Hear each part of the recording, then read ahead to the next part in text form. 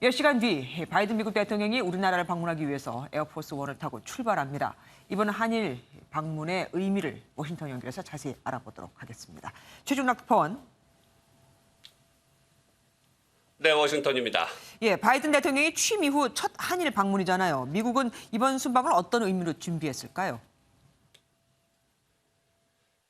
네, 말씀하신 것처럼 바이든 대통령 5시간 정도 후면 우리나라와 일본 순방길에 오릅니다. 취임 이후 16개월 만에 처음 이뤄지는 이번 방문. 백악관은 이렇게 정의했습니다.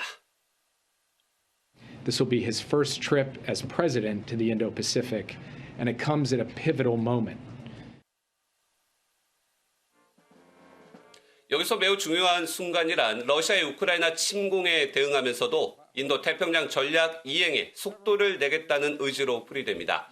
이래로의 방한 기간에는 북한 대응 문제를 집중 논의하고 일본 방문 기간에는 대중국 견제를 강화하겠다는 전략입니다.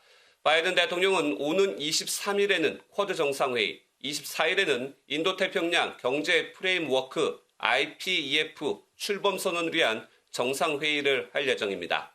안보는 쿼드, 경제는 IPEF로 중국을 견제하겠다는 건데 우리나라는 먼저 IPEF에 동참하고 윤석열 대통령도 화상으로 정상회의에 참석할 것으로 알려졌습니다.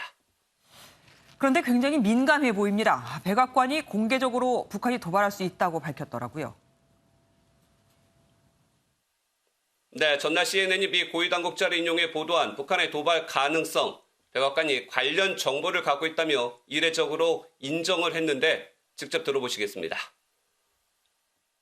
That there will be either a further missile test, including long-range missile test, or a nuclear test, or frankly both, in the days leading into, on, or after the president's trip to the region. We are preparing for all contingencies, including the possibility.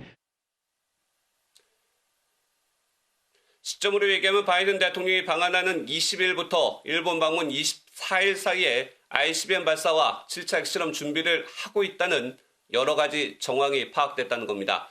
백악관은 바이든 대통령의 한일 방문 기간에 북한이 도발을 할 경우를 포함해 모든 비상 상황에 대비하고 있다고 강조했습니다.